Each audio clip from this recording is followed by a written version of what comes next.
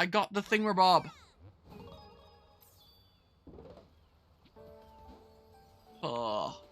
Ghosts in my Super Mario Bros. Wonder? I refuse to believe it. How about we do Lapping Smackerel first? Maybe I should have done the other one and gotten a badge. I don't know.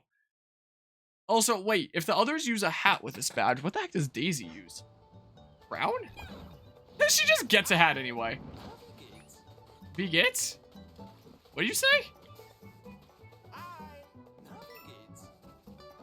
Hi, something V-Gates. I don't know, this gave me a goot. Alright, moving about. Also, when it comes to the Metroid Prime video essay that I worked on, the specific topic for this class that I did this video essay on was for the unit that we did on, like, story in games, and I wanted to talk about the environmental storytelling in Metroid Prime. And the last argument that I have, in, like, the last 2.5 minutes in it, talks about, like, the final phase of the game, where you need to go around the world collecting these artifacts, where you just have, like, here's hints for roughly where they'll be. Like, part of the hint will basically tell you the room name that it's in, and then you have to use the rest of the hint to figure out what to do there. And some of those, when I was playing, were, like, insanely infuriating, especially the one with the towers in Phendrana Drifts, where it's like, there's a tower here, topple it. And there's multiple towers. There's 2 that you go into, and there's one a little bit more off in the distance. Turns out it's talking about the one off in the distance, where you have to peer through this one specific window and shoot a missile through there. But, you know, because I'm doing this analysis of, like, environmental storytelling, and I talk about how you need to pick up on the environmental storytelling that the game was giving you before that point to, like, develop your ability to piece together the truth. Like, most video games will rely on you getting better at the game as it goes on to present harder and harder challenges, but Metroid Prime also relies on your ability to analyze the game getting better for ultimately leading up to the final challenge at the end. So that's something that I praised in that for for the sake of this video essay, because it, like, went with my argument. But in in the context of actually playing Metroid Prime, that tower, because of, like, how obscure it was, of just like, oh yeah, peer through this one window and then shoot this specific piece of this one tower to topple it, that I would have never figured out if I couldn't look it up. You know, it kind of contradicts things there. So anyway, in terms of video essay stuff building the the playthrough stuff building the context for video essays, that one might be a little bit of a contradiction, and I realized that when I was making it. And the footage that I used, I had to use footage of, like, that, well, I didn't have to use footage of the tower, but I used footage of the tower to exemplify, like, yes, use the hint and then figure out the way forward. And literally, as I'm praising it in the video essay, you see me yelling, like, at the game in the footage that's playing, which I find kind of funny. Anyway, so there's, there'll be that in the video essay that goes up. I might publish it this weekend. I might just. We'll see here. It's basically done. I have a version done that I submitted for this class. It's just the music that I used turned out to be copyrighted. This one remixer made, like, this really awesome Phendrana Drifts remix. But turns out it's copyrighted, so I was looking for, like, some other good music to use. And I think I found it as of earlier today, so, like, you know, maybe I'll publish it tomorrow. Or something like that. But yeah. So, in terms of building context through the playthrough, leading up to the video essay, that one might be a little bit contradictory. I mean, I did get a newfound appreciation for it, like the whole finding the artifacts thing, ever since doing this video essay on the environmental storytelling. And it's like, oh, it really is just putting to the test, like, your ability to, you know, piece stuff together here. And from that perspective, I actually have a lot greater respect for it. But that tower one, screw that one. My goodness gracious. That one is not okay. Like, I'm still not a big fan of that one. But yeah. All the good music is copyright. Yeah. Like, why? Why? Why copyright your remix? Do you not want people to use it in their sick video essays and then just give you free advertising? Like, this channel would have just gotten free advertising. You know? And I tried to reach out to them, to be like, hey, can I use this in my video? But I couldn't find a business email on their channel. I couldn't find any contact info. It seemed like they replied to comments a little bit, so I just commented on the Phendrana Drifts remix that I wanted to use, being like, hey, can I use this on my video essay that's like, what was it called again? An exploration of environmental storytelling. Metroid Prime, a world of player agency. Like, doesn't that sound cool and professional and stuff? Like, can I use it in my video essay called that? I never got a response. I was like, man! Yeah, oh. Wait, I can just do this. Whee! Oh, and I could have glided and gotten the perfect thing there, whatever. But yeah, let's see here. Recently, I bought a copy of Skies of Arcadia Legends, but then resold without ever playing due to your big game backlog and rumors of the game getting remaster. And yeah, the truth, you can't handle the truth. But yeah, that's amazing putting that one on your list. One of games to, like, check out the series of Metroid Prime. I did it twice, technically. The original and the remaster. So by the time the remaster came out, I'd played it once before. I knew what to do. Like, the original, that was where I got pissed off at the towers. But, you know, my video essay is basically made here. I think I still have it open in my editing software. Do I? Hold on. Let's see here. Yeah, I do. And yeah, it's the shortest video essay that I've ever made, because to submit video essays for this class, they have to be under 10 minutes. So this really challenged me to, like, get to the point, you know, sooner than I ever have here before, you know? So it's like, yeah, 9 minutes, 23 seconds.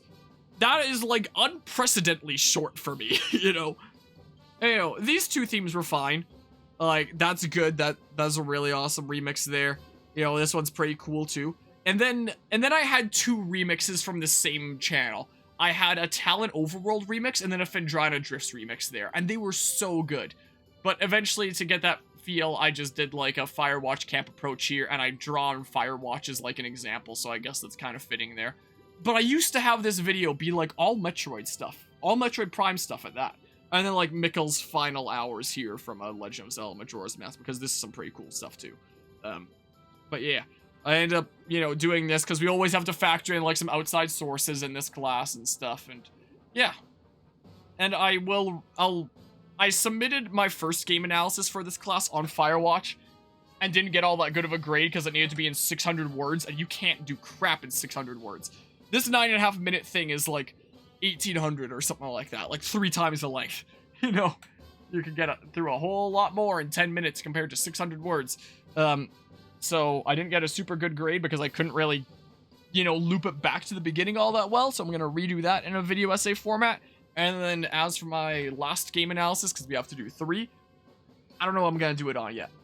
But yeah, in terms of short form video essays around here, there's going to be Metroid Prime, Firewatch, and something else. I'm undecided. I'm starting to get really warm, so I'm taking off my scarf. I'm as of yet undecided, but something else that's going to be under 10 minutes. We'll see here.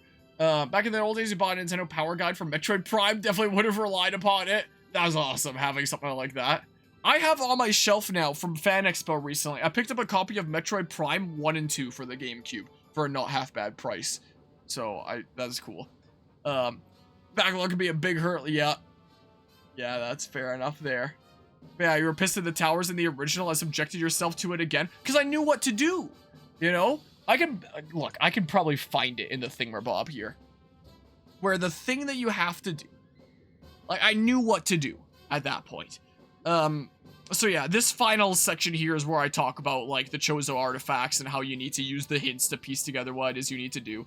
And I use Xenoblade Chronicles as an example about, like, oh yeah, lots of games would just have you, like, go to objective marker on the map, watch cutscene, repeat.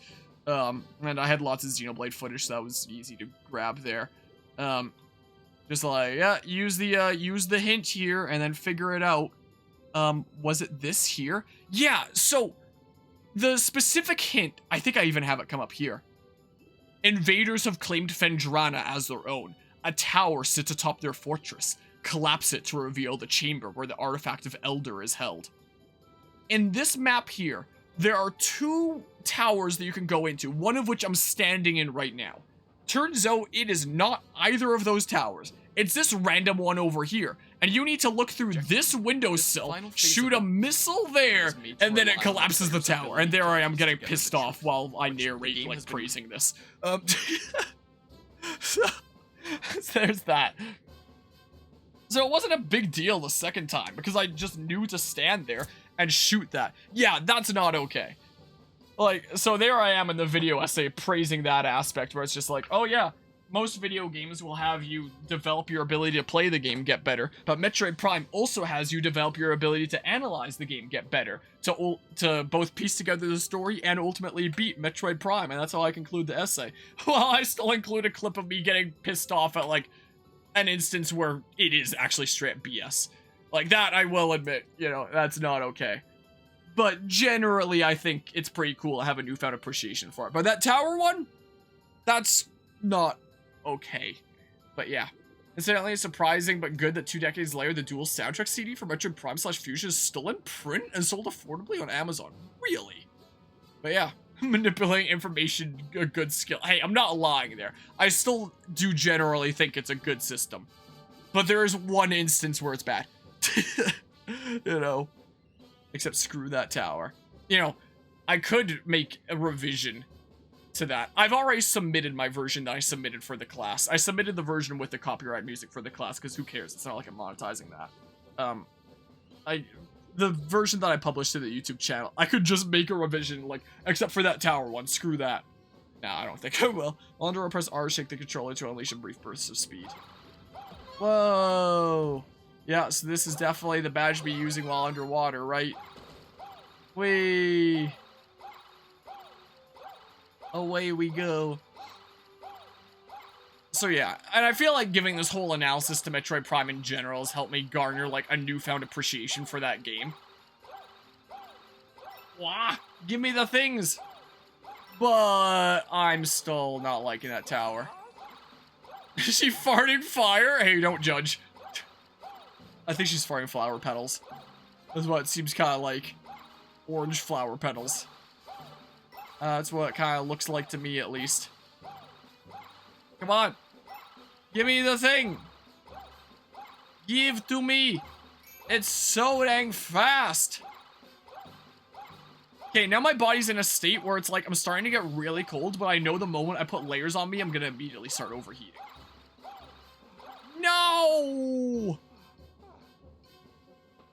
I just wasn't fast enough. Big sad. I heard a little groan come out from the doogie behind me. She's tired. Whee. Oh, thanks, man. I'm glad you appreciate my swimming. Oh, well. She was relaxed all nicely, but... need to adjust. Bye-bye! Man, how did Daisy get put into a mainline 2D Mario game before Wario or Waluigi? Doesn't make any sense, man. Nicely done. We got the badge. You just use it as a gift. Want to wear it? Sure, if we're doing some swimming here. Haven't gotten snow where you live yet? Really hope we don't get it until after Halloween, as unlikely as that is. Yeah, we're probably gonna get snow here this weekend. There's forecasts for it. Yeah, it's nice when Mother Nature can just, you know, save it until after Halloween, but not always so lucky. Things got really complicated over here in terms of... in terms of the fact that snow is coming here soon. Amidst other stuff going on. Robert Cove. So... my truck broke down, a few weeks back. The carburetor, the thing that injects fuel into the engine, cracked, which meant that, you know, it couldn't be driven without being a fire hazard. And I needed to fix it. But it was like, hey, it's close to the end of the year anyway, I can put it away for the winter. It's a truck from 1953. So, like, brakes on something like that, you do not want to be driving that during winter anyway. And I don't get winter tires for it. It's just put away for the winter. You know, only take it out when there's no snow on the ground. So I was like, well, it's pretty late in the year anyway, so there's worse times for it to break down. It can just be put away. This is fine. I saw that passage in there, so I thought that might be a secret wall for a sec. You know, that's a-okay. Well, the garage that I'm keeping it in, at my cousin's place. He has a 2-car garage in the back and a 1-car garage in the front, and he's the only driver of the household, so he just uses the 1-car garage in the front, and he let me use the 2-car garage in the back for my for my truck there, for like working on it through the winters and like a place to store it and stuff like that. Dang it, I use half of that garage because half of it is filled with like other crap and like furniture that he'll have to sort out at some point. You know, the thing is, something came up like 2 days ago, and he asked me if he could use that back garage to put a whole bunch of furniture that we were hauling today. I was like, can't. I'm broken down. I tried my best to fix it. I got some other gosh dang it.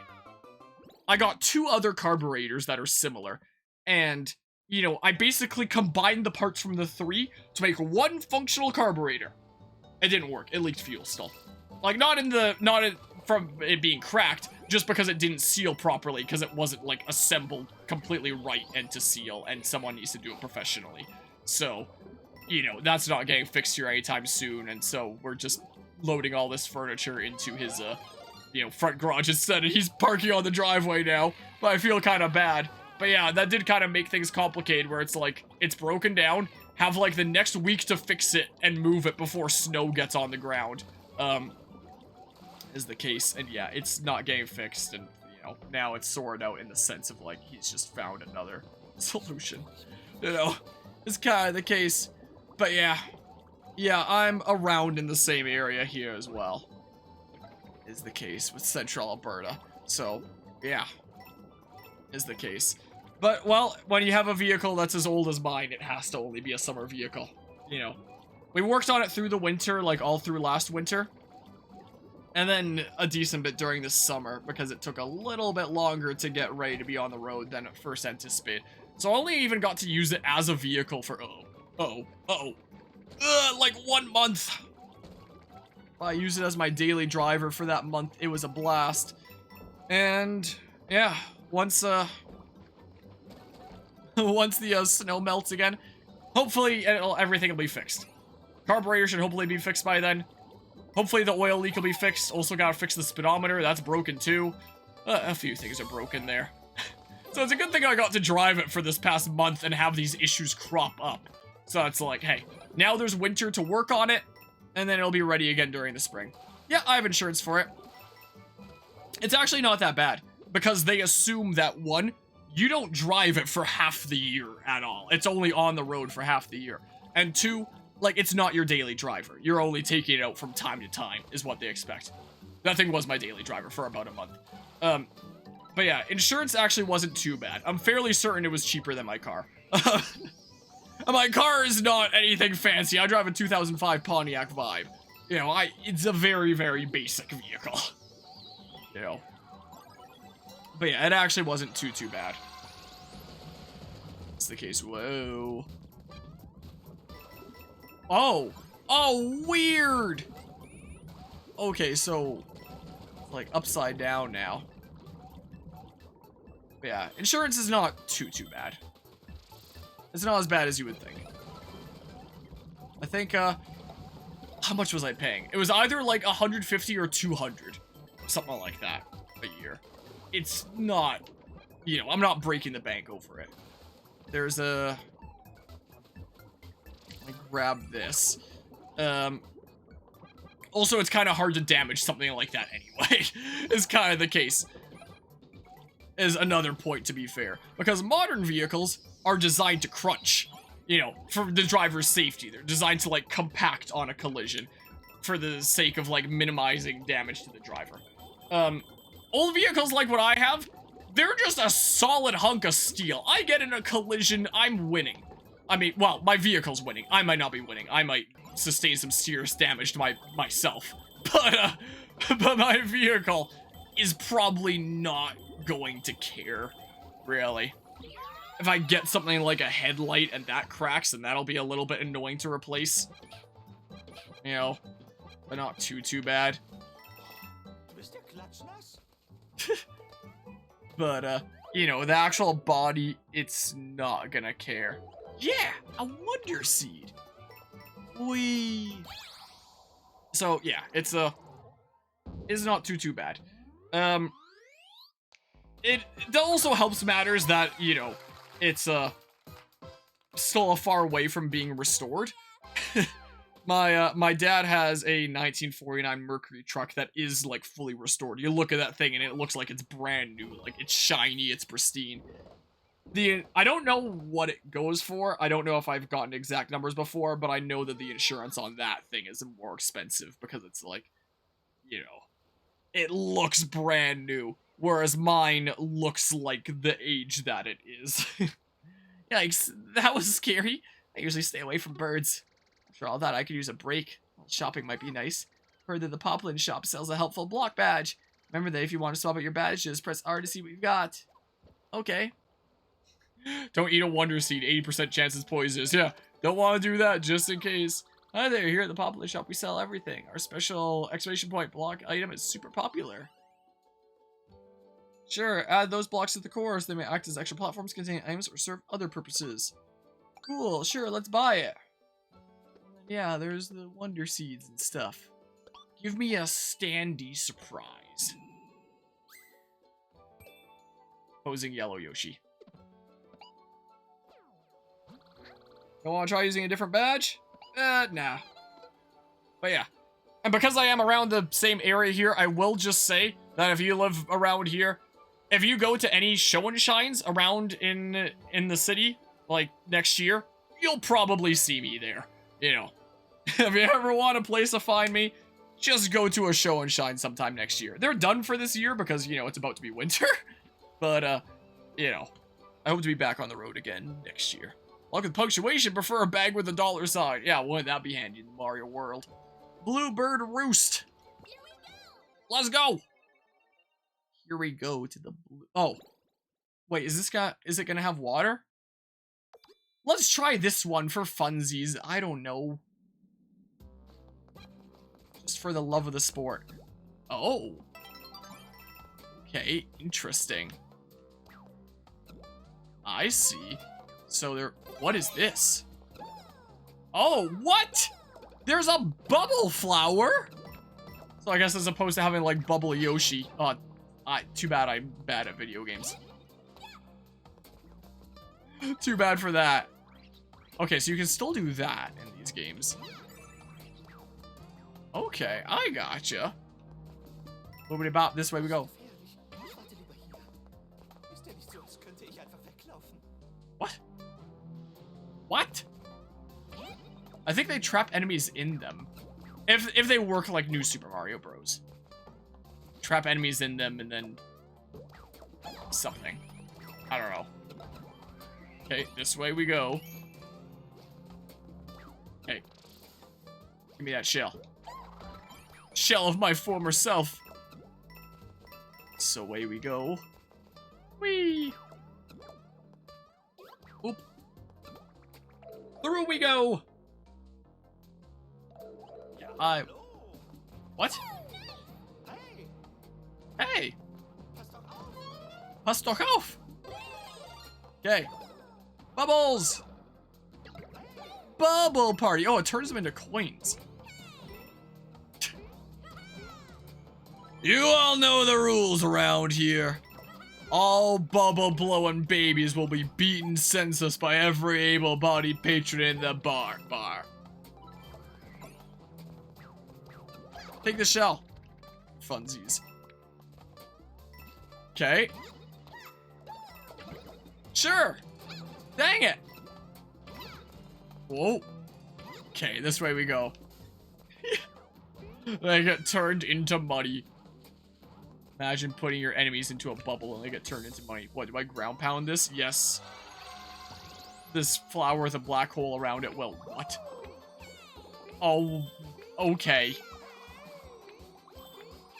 Okay. Whee! Away we go.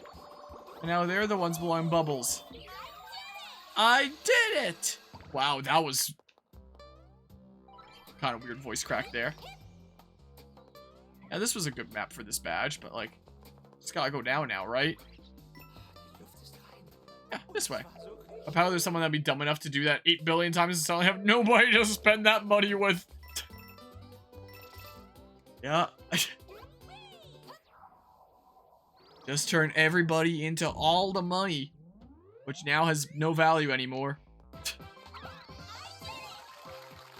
Yeah, I did the thing. Bluebird roost. See you later, dude. Bluebird roost. Woo! Wow. Alright, this way we go. Alright, let's destroy this. But I'm just going through the islands here on, like, the path to make it to the next world, right? Yeah. Yeah, so now this is to World 2. Interesting with this throughway here. Fluff Puff Peak. So is there going to be different Wonder Seeds here? And I gotta keep on getting these orange ones when I'm down. Yeah.